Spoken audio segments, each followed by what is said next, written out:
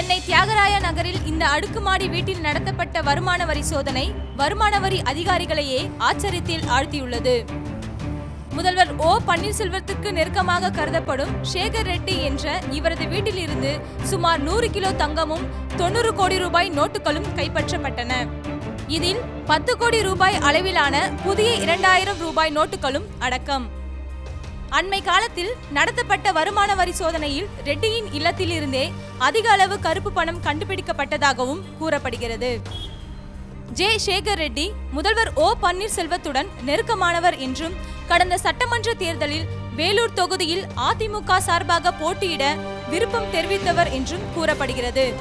திருப்பதி தேவஸ்தான நிர்வாக குழு உறுப்பினராக உள்ள ரெட்டி ஜெயலலிதா அப்போலோ மருத்துவமனையில் இருக்கும்போது பிரசாதத்துடன் முதல்வரை சந்திக்க வந்ததாகவும் கூறப்படுகிறது.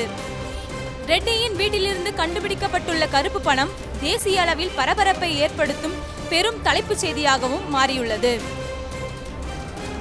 மணிக்கொடி மோகன், ரெட்பிக்ஸ் நியூஸ்.